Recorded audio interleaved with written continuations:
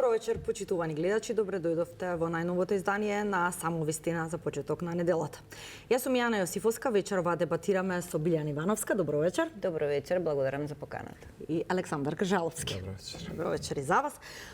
Кржаловски, Македонија во моментов е исправена пред предизвици и внатре и надвор. Пред власта е секако оној рок за реформската агенда и важните закони за кои што до крајот на јуни постои дедлайн. Од друга страна, пораките кои што стигнаа по самитот од Тивот, од европските челници, се за едните охрабрување, за другите се уште некаква неизвестност. Тука е и оној нон-пейпер на Макрон и Мерц за брзана интеграција на земјите од Западен Балкан, уште пред полноправно членство, со некакви постепени придобивки. Што е клучно според вас сега, во овој момент?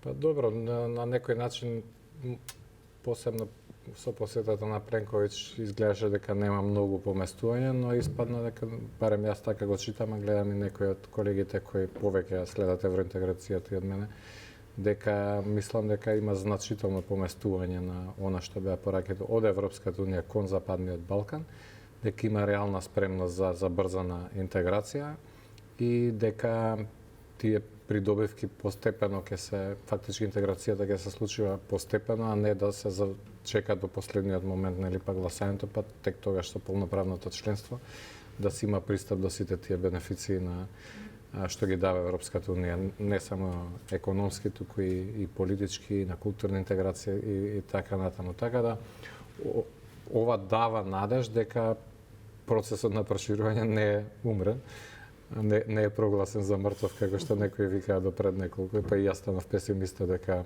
во догледно време може да се придвижи. Ова дава реални патеки, така да речем, кои се прилично видливи и мерливи и кои за нас ќе значат да тргнеме политичката блокада, така да речем, или ефекти или реперкусии. Само економските придобивки да успееме да ги постигнеме во следниве година 2-3, ќе значително ќе променат работата кај нас, бидејќи поентата на таа забрзана интеграција е учество на заедничкиот европски пазар. Сега имаме пристап, ама не е целосно учество, што по економските експерти не го објаснија, бајаги различно она што го имаме сега како пристап до она што значи интегрираност во тој пазар, а ова е на некој начин стимулација и ја токму тоа го критикував со планов за раст, дека целиот план за Западен Балкан за 6 држави беше помал од тоа што го добива Бугарија како најпоследната членка, најсиромашната, така да речем, или корисник на европските фондови, така да како сите ние ќе стигнеме и Бугарија последнава, ако за сите е толку пакетот. Така да мора да се забрза економскиот раст на земјите од Западен Балкан за да го фатиме приклучокот кон неа. И сега она што е воочливо во иницијативата е дека за прогрес на оние поважни кластери или делови кои што се предвидени се бара да бидат затворени поглавја. За тоа да се случи ние треба да имаме формално правно отворено нели почнати преговори, но се разбира без оној услов што постојано ни го потенцираат од ЕУ уставните измени, тоа не може да се случи. Сметате дека постои навистина реална шанса да направиме некаков, да кажам, прогрес во овој дел со се оно што предвидува нон-пейперот, секако ако биде усвоен од Европската унија или на некаков начин ова е повеќе тапкање во место? Не, тапкаме веќе четврта година, така и доаѓа од фамозниот француски предлог, бидејќи двете години до изборите, а и 2 години со новата влада, е јасно дека нема поместување на тај, нема желба или волја од актуелната владеачка коалиција да го направи тоа, барем не со гаранции. Гаранција ја видовме, нити има, нити гледаме какви може да има, нити па може да има, по моето разбирање на функционирањето на Европската унија. Прашањето е дали кога би се прекршиле, за да се случи тоа, мислам дека е неопходно да има национален консензус. Значи, некои од партиите повикуваат, вклучително и СДСМ, ама не се случува, не гледам дека се случува било каков диалог меѓу политичките партии да се работи на таков консензус, а исто така сметам дека консензус, тоа што немавме консензус доведе до ваква ситуација. Значи тоа што еднострано владачката партија во тоа време СДСМ го прифати францускиот предлог без да обезбеди национален консензус, а и пред тоа со Проспанскиот договор истото се случи и на некој начин ние сме жртви на најстариот трик во дипломатијата или политиката, раздели па владај. Од Цезар навака, нели? Тоа е првата лекција. И нас не го направите, односно самите си го направивме со непостигнување на консензус. За разлика од нас, Бугарија за сите чекори во тој период постигнуваше национален консензус во собрание, скоро без исклучок се гласаше едногласно за, или тие што не гласаа против, туку 3/4 не гласаа воопшто. Но сите други претендици, 250 се таму, гласаа за тоа што се утврди како национален консензус или политика кон Македонија. Време е ние да се освестиме, така да речем, и да направиме еден таков консензус, без оглед што ќе биде. Дури консензус за да не ги усвојуваме уставните измени, добро. Да ама тоа да биде става и да нема обединување. промена со промената на власта, дека следните ќе го направат тоа што овие не сакаат сега. Така да мислам дека мораме прв чекор тој, сами да се разбереме што сакаме и како ќе ни биде стратегијата, за да не се случуваат ситуации како што се случија претходно. Да, Ивановска, може ли Македонија да испорача реформи и околу ова актуелна тема сега што ја разговараме, меѓутоа и генерално без овој консензус потребен примарно од политичко ниво, власт, опозиција, без разлика кој на која позиција е, а понатамо сето тоа се рефлектира и врз општеството секако. И тие поделби и во ставовите и во погледите на граѓаните. Како вие го гледате на ова и што според вас е клучно? Во однос на последниот настан што беше во Тивет, првин сакам тоа да искоментирам, мислам дека добиваме една охрабрувачка порака во однос на проширувањето. Дури и самиот канцелар Мерц кажа дека одредена вина за тоа има и Европската Унија, затоа што нели не го поттикнала процесот. Значи ние од таму сега добиваме позитивни сигнали. Прашањето е како ние тука сами ќе се справиме. Меѓутоа, тоа прашање е долгогодишно, како што кажа и Кржаловски, постои спротивставеност на нашата политичка сцена. Ние сме секојдневно бомбардирани од постојани меѓусебни напади и неусогласеност во нашите ставови. И кога двајца се карат, трети користи, односно во случајов користат бугарите или никој не користи или како и да е, важно ние не одиме напред. Сметам дека мораме да си ја поставиме сами линијата тука и конечно да го испорачаме тоа што веќе сме земале обврска дека ќе го направиме. Мислите на уставните измени? Мислам на уставните измени, заради тоа што, колку што разбирам, владачката партија нема ништо против бугарите да бидат внесени во уставот, туку им се сомнева, односно се плаши или не е стравува и бара гаранции дека нема да има други барања. Меѓутоа јас би рекла ние и 10 пати да ги запишеме бугарите во уставот, повторно ќе имаме барања од Европската Унија, доколку не успееме да се справиме со корупцијата. Прво еве и основно и тоа. Владење на право и корупција. Ние ќе паднеме на тој испит. Што значи, и тука нас ни треба усогласување. Дали ние сме сите решени и зрели, како општество, дека можеме да се избориме со корупцијата. А не само да се препукуваат меѓу себе ти за овој тендер, јас за овој тендер. Ај доста со тендерите, така? Како воопшто, еве според вас, може да се постигне тоа обединување и тој консензус со вака спротивставени позиции и гледишта, еве конкретно и на владачката ВМРО ДПМН, ајде да кажам, примерно и на опозицијската СДСМ вкопани во своите ровови, различно гледаат на што е потребно за европскиот пат. Мицкоски вели ќе чекаме трпеливо подобра шанса, ќе градиме позиции. Филипче бара референдум да се изјаснат граѓаните. А во меѓувреме она што го споменавте, дали уставните измени на некаков начин се изговор за неработењето дома апропо борбата против корупцијата или владењето на правото? Значи, прво ние треба да разбереме дека кога се превземаат обврски пред меѓународната заедница, пред тие обврски стои државата, без оглед која било власт. Дали се тие добри или се лоши или какви се, такви се, ние сме земале обврски према меѓународната заедница, кај тоа ќе го исполниме. И не можеме сега да играме натаму наваму, нели? Дотолку повеќе што немаат суштински причини против бугарите да бидат во уставот. Туку дека нели што ќе не следи понатака. Па дај да видиме што ќе не следи понатака. Ако е тоа, само тоа. Меѓутоа, ја мислам дека ние први дома имаме многу домашни што треба да ги исполниме. И кога ќе ги исполниме ние тие домашни по дома, кога ќе си ги завршиме тие реформи по дома за нас, не за Европската унија, тогаш sejedno ќе ни биде. Ајде да ги воведеме дома стандардите. Така? Ајде да немаме ние тука корупција, ајде да го воведеме владење на правото, ајде да го зајакнеме правосудниот сектор, бидејќи нели од тука почнува се. Ќе продискутираме и за ова подетално. Али зашто постојат, беше прашањето зошто постојат? Затоа што нашето ниво на свест во моментов е до тука. За да идеме чекор напред, ни треба повисока свест. Повисока свест значи ајде да размислуваме што е добро за државата, не личниот интерес на оваа или на таа партија, не колку луѓе јас ќе вработам, не колку гласачи ќе обезбедам, не. Значи што е добро за држава, дали за нас сите е добро влезот во Европската унија? Да, сите се изјаснија дека е добро. Така, ајде да направиме се што треба за да влеземе во унијата.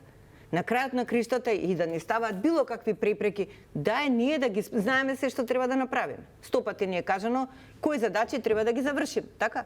Ајде да ги завршиме. Ајде да ги стегнеме ракавите, засукаме ракавите по дома и да ги завршиме тие задачи. Па да видиме после што ќе речат за нас. И дали ајде да бидеме пожелни, не да молиме, него да бидеме пожелни во унијата. Со завршени задачи, без корупција. Кржаловски, дали според вас се оправдани овие стравувања кои што ги има актуелната влада во однос на можните вета, блокади со Бугарија? Ова од причина повеќе што ве прашувам дека премиерот информираше дека акцискиот план за малцинства, кој што исто така е клучен, фактички е донесен, усогласен со европски експерти, меѓутоа дека сите 26 земји членки од ЕУ се за, но Бугарија против, од за него, како што рече, непознати причини, и сега повторно се противи. Како Македонија не може да го отвори ниту првиот кластер без овој акцијски план, тогаш и за уставните измени некако се чини пак повторно во втор план се влегува. Секако дека се оправдани, тие стравувања не се на владачката партија, се на мнозинството граѓани. Ние во МЦМС кога беше спорот со Грција, 4 пати низ годините правевме темелни анкети, истражувања на мислењето и како да се реши тогашниот проблем, нели? Меѓу последните прашања беше тоа. Еви да прифатиме и да се смени името и вакво такво да биде. Името од што стравувате понатаму. И во тој период од 5-6 можни опции, убедливо големиот страф, односно најмногу избраната опција беше дека ова нема да е последно, односно дека тогаш се мислеше Грција повторно ќе најде причини да не блокира. Сега не се случи Грција, што е заправо не употребила Грција откако се постигна Преспанскиот договор, не употребила блокада на нашиот евроинтеграцијски пат, плюс станавме членка на НАТО. Меѓутоа се најдат други земји и тоа е проблемот со консензусот. Доволно е еден да блокира, а други да се кријат зад што им одговара, да речеме, или сакаат така да се развиваат работите.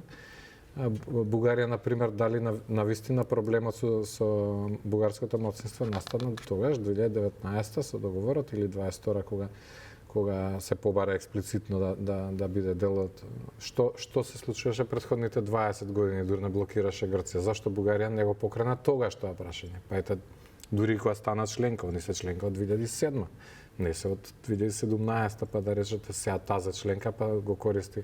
Значи, они беа 10 години членка и не го употребија тоа. Чека Грција да го исцрпи. А може би постои нешто позадина што се случило, ние не го знаеме. Па тоа затоа велам дека се оправдани стравовите, бидејќи ни се демонстрира дека не е само Грција, бидејќи сите вика ова е единствениот проблем.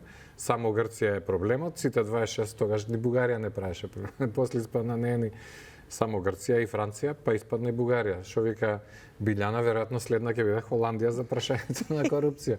Значи, не можеме да тоа е оправдан страв. Прашање е дали стравот треба да не блокира, да не правиме ништо.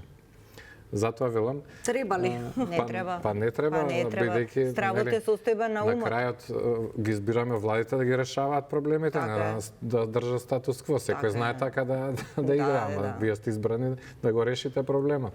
Точно е дека ВМРО-ДПМН се обиде да ги направи сите работи што рече дека ќе ги направи пред изборите, во предизборната програма, дека ќе се обиде да смени преговарачката рамка. Тоа беше торпедирано, велам ја, не само од Бугарија, од Европската унија. Беше кажано дека ќе се обиде окей да ги донесеме сега уставните измени, ама да важат со Одложено дејство. одложено дејство. Ама Бугарија тоа го има спречено уште во самиот договор пред овој француски предлог, дека таму е експлицитно напишано како треба да гласи амандманот и дека одма треба да се донесе уставниот закон и веднаш да важи. Или третото, да Бугарија покаже добра волја со регистрирање на барем едно здружение со пресудите од Страсбург. И тоа не се случува и са што да прави. Значи, они пробаат све што рекоа дека ќе направат, не функционира. Мора да се барат нови решенија, нема да застанеме, мислам, може да стоиме, ама тоа нема да го реши Како би проблем. биле тие нови решенија, Ева Ивановска и ова што го споменав, ако еклатантен пример на таа бугарска позиција и со акцискиот план, што воопшто го одбива од непознати причини, бидејќи власта се повикува токму на тоа како аргумент дека еве дури на непочнати преговори блокира, односно не се согласува, што би било доколку ги внесеме бугарите во уставот и понатаму продолжат со истата тактика. Абе сега тие може и нова тактика да се употребат, ама ние треба едно по едно да си решаваме. Значи, ако сега ова се бара од нас, а ние немаме проблем, друг суштински проблем за внес во бугарите, во уставот, ајде да го завршиме тоа, па да идеме чекор напред, да рече унијата, добро, окей, ова го завршивте. Меѓутоа, за мене, пак ја речам, многу се поважни реформите што треба за дома да се направат. Значи, особено оние што го фаќаат правосудството. Да, еве, денеска имаше малку се размрдаа властите околу предлог законите, влегоа и во собраниска процедура тој за судска јавно обвинителска служба како дел од реформската агенда. Попладневот Министерството за правда соопштија дека во финиш е и подготовката нели на новиот изборен законник, таа работна група што го подготвува согласно препораките ОПСЕ и ОДИХР. Сега независните, нели, баравте да седнете на маса во овие разговори, за да имате не седнавме но не на се маса. случи. Што очекувате воопшто да произлезе од овој документ? Па не сум го видела предлогот каков го направиле, меѓутоа ако ги испочитуваат препораките на ОПСЕ ОДИХР, еве ако ги испочитуваат и препораките и мерките што ги ставила Државната комисија во националната стратегија, во новата национална стратегија, пред се, на пример, не треба да се користат државни буџетски средства за финансирање на политичките партии, што би било една клучна, суштинска измена во законот. Пример. Не знам, не сум го видела текстот за да да не го немаме видено никој за волја на вистината во финиш. Меѓутоа ја би искоментирала тоа дека требаше до сега, нели, да се заврши тој пакет од 12 закони од овој сектор. Донесен е само еден за судскиот совет кој што се изгласал пред да бидат поминати критериумите на Европската унија, така што кои што се однесуваат на изборот на член во судскиот совет кој што е како истакнат правник. Да, и тоа беше суштинска забелешка. Суштинска забелешка, односно да се испочитуваат препораките кои што ги дала оценската мисија кога правеше, нели, контрола на работењето на судскиот совет. Така што сега повторно имаме измени и дополнувања на овој закон, што значи немаме поминато ниту еден од 12 закони кои што требаше веќе да бидат донесени. И тука каскаме, доцниме. Пак ќе кажам, домашните задачи да се ги завршиме пред се и борбата со корупцијата не може да ја води само една страна, да ја води само опозицијата или само, не знам, една институција или само независните институции. Борбата со корупцијата мора да ја водат буквално сите општествени чинители во државата, бидејќи искрена борба против корупција, повторно ќе кажам, значи подигната свест, дека ние сме свесни дека тоа зло нас не носи само лошо, и дека треба да се избориме против тоа. Гледате ли во моментов политичка волја од било која страна па и општествена декларативна секогаш ќе видиме. Апсолутно, затоа прашувам за спроведување во пракса. Да, значи декларативна ние постојано гледаме и нели секогаш даваме кредит на тоа што ќе го прочитаме или што ќе се вети, меѓутоа праксата покажува дека немаме некаков напредок, за жал. Кржаловски, кога го споменавте и претходно тој консензус, еве го споменавме и мислам оние неопходни реформски закони, тука е изборниот законник и од власта повикува за консензус, бидејќи е потребно двотретинско мнозинство во собранието, ајде да речеме да се изгласа, но да речеме опозицијата па не учествува во работната група. Може не некако филибастеринг исто така во собранието не е исклучена опција. Сметате дека ова е реално сценарио и што би добиле со тоа доколку не се испорача ова неопходност од реформската агенда? Изборниот закон е подолг проблем. Ја мислам, барем 12 години има препораки од и секоја партија различно го блокира. И мислам дека ако за нешто има консензус меѓу партиите, тоа е да остане вака како што е. И очигледно секогаш некој прави нешто за да не се смени ништо. И тоа е едно од проблемите. Додуше помена проблемот е подлаго кој што во статутите на партиите кои возможуваат авторитарно наместо демократско владење во самите партии, лојалност пред се кон лидерот, па кон партијата, па државата, ако остане нешто од лојалноста, можеби ќе мислиме на државата. И затоа веројатно не се менува ништо и можеби и ова е една од тие игри, ете не учествуваме и се нема да има консензус, нема да се донесе и тоа ќе биде изговорот за него. Секогаш некој што вели Билјана, декларативно сите се согласуваат дека треба, ама еден ќе блокира, другата партија ќе блокира и на крај е јасно дека е консензусот меѓу партиите да остане вака како што е. Кога ќе разберат според вас политичките елити дека тоа е на штета на државата и на граѓаните? Бидејќи едните ќе дојдат па ќе заминат, меѓутоа тоа што останува се состојбите со кои што сите ние живееме и се соочуваме. Може би разбираат, но едноставно не е тоа интересот на CNN гледам овие реклами што вртат, имаат често едно клипче.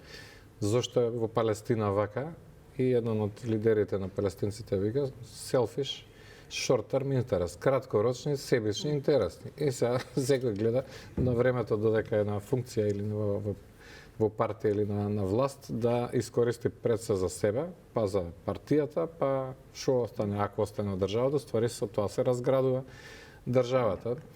Иако ни е јасно на сите, гледаме веќе има милиони индикатори, параметри по кои се следи напредокот на државите, само Сингапур и скандинавските треба да се гледат, зашто се скоро во свет на прво место. Зашто е најмала таму корупцијата.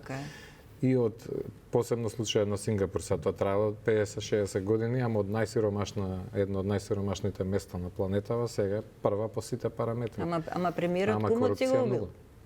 Како? Премиерот Кумот си го убил, кој што го ставил да му биде прва десна рака и кога го фатил во крадење го утепал. Зборуваме за во Сингапур. За во Сингапур. Па сега кога најблискиот ќе биде жртва, значи нема тука лабаво, нема играчка. Тоа е релативно едноставно и се демонстрира со како се викаше во системов со камери, со Safe City. Значи многу е едноставно, значи само дури не е ни со казни, самата закана дека ќе има казна, не научи сите да возиме под 50 и еве се воведе ред. Таа дигитализација на пример може да помогне во многу ресори. Еве пример во урбанизам и градежништво. Ајде да видиме што каде се е злоупотребено државното земјиште. Ајде да видиме дали се е испланирано по стандарди. Знаете што ќе излезе? Хаос.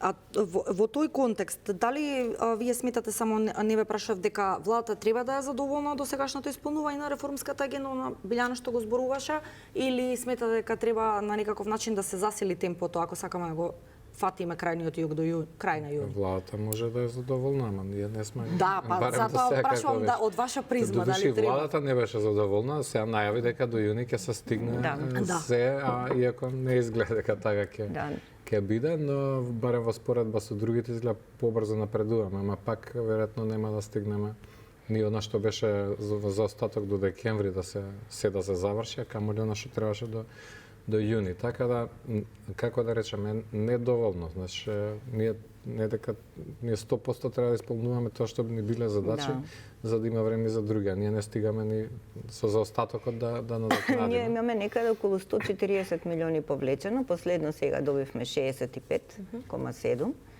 а нели испрограмирани се околу 750 милиони, така што далеку е сунце. Добро, да, низ различна призма, очигледно се гледаат сите овие бројки. Имате искуство, нели, и како долги години бевте на чело на антикорупцијска. Сега финишира исто така, требаше да е донесен веќе и акцијски план за следниве 4 години. Меѓутоа, што воопшто сметате дека од хартија во пракса се спроведе и со од претходната национална стратегија што требаше за ДКСК? Ако зборуваме од аспект која е првата и најхрабра реформа што треба да се преземе за се ова што го критикувате, правосудството, борбата против корупцијата? Предходната национална стратегија, за жал, се реализира со многу низок процент. Не знам дали има 30% реализација или така нешто. Последните бројки ги правеа новите комисионери. За жал тоа е така. Исполнувањето на националната стратегија го прават самите институции кои што се повикани, нели, кои што се наведени во акцијскиот план, и тоа е голем парадокс, заради тоа што тие беа учесници и во подготовката на националната стратегија, исто како и сега. И оваа стратегија што ја подготвува беше на исто тако инклузивен начин подготвена. Значи, тие самите се и кажуваат проблемите, предлагаат мерки и активности што сметаат дека нели најдобро ќе биде за сузбивање на корупцијата. Меѓутоа, знаете како одат кај нас работите, имате промена на владите, на премиерите, промена на кабинетите, не мора да се промени целата политичка структура, меѓутоа се менуваат кабинетите. Доаѓа еден министер, оди друг министер и така натаму, настанува дисконтинуитет по институциите и сега ово е мој, ово е твој, ова го кажал тој, а не јас не го правам и така натаму, се персонализираат со самите институции и тогаш нема напредок. И мислам дека тоа е клучен проблем што немаше голем напредок таа национална стратегија. Мислам дека и оваа ќе ја задеси истото, бидејќи човечката структура во државава не се менува, тешко се менува. И тоа е проблем. Да, во тој контекст, дали во Македонија секоја поголема истрага за корупција завршува повеќе како пинг-понг, да кажам, помеѓу власта и опозицијата, отколку со реална правна завршница, како што беше случајот со мазутот, кој што претходно вие првично го отворивте, но гледаме дека истрагата беше сопрана. Мене многу ме изненади тоа што запра таа истрага, дотолку повеќе што имавме реални индикатори за основано сомневање дека тука нешто се случува.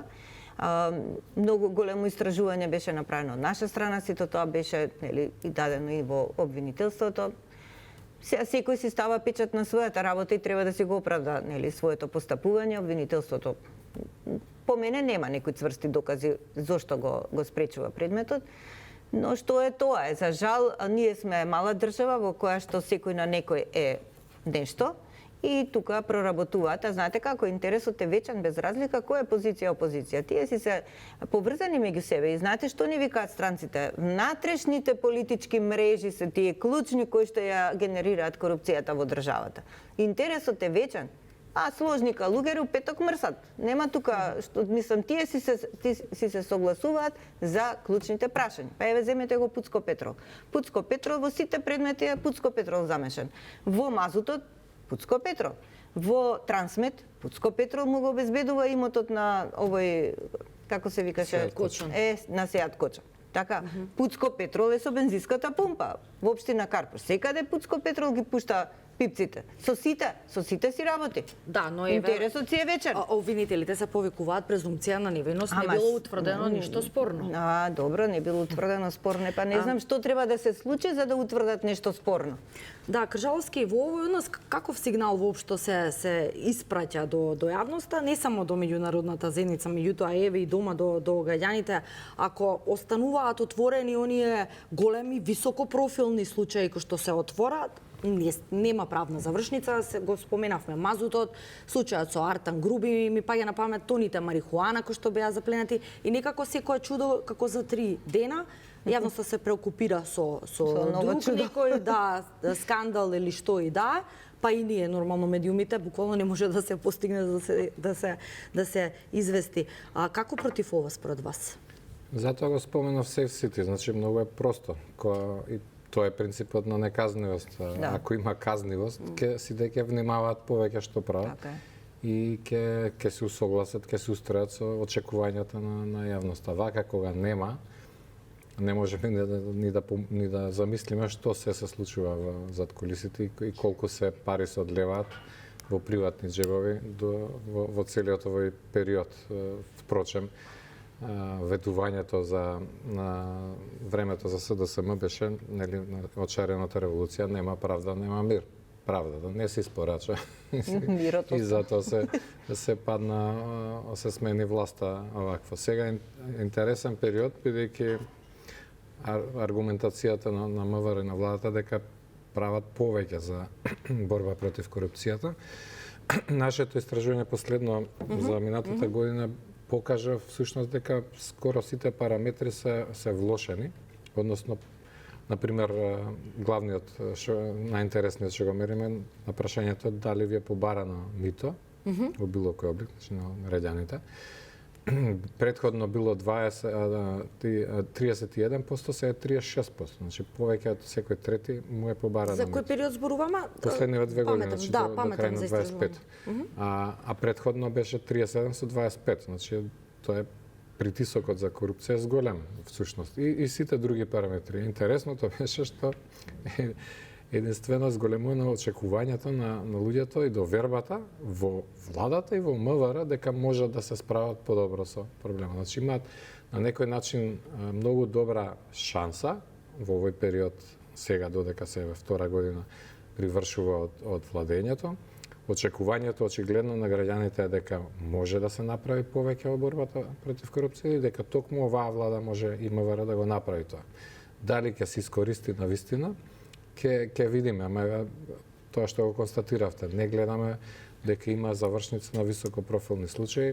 Владата генерално го префрла тоа на обвинителството и на правосудството. Да, но добро, не е работа на власта да ги решава тие случаи. Има правосудни органи и систем што функционира. Да, но ако обезбедиле докази, ги обезбедиле луѓето, како да кажам, мора да се доведе до крај случајот. Па се ако нема, ќе знаеме сите вие како медиуми ќе сте присутни во судниците и ќе се излезат на виделина. Мене тоа што ме секира е дали на вистина има реална политичка волја, вклучително и оваа видовме од претходната дека испадна не, иако тоа беше премисата за нивното владење после шарената револуција, дека мене ми станува смешно дури дека партиите претходно ВМРО дури беше СДСМ на власт, сега СДСМ има вебсайт што личи на невладина организација, дека пријавува случаи на корупција. Тоа е наша работа и ваша на медиумите да видиме дека нешто е сомнително, ама партијата треба да поднесе во обвинителство и да го следи случајот, и кога ќе биде на власт да го процесира, да го разреши,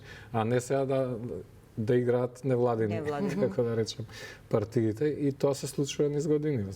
Само се отвараат случаи, кога ќе дојдат на власт, забораваат на тоа што самите тие го кажувале дека е случај. Зашо не го разрешиш, зашо не го процесираш, поднесеш во обвинителство. Па и дури кога си опозиција, зашто овие ги објавуваат на вебсајт, а не поднесуваат кривични пријави за тие работи.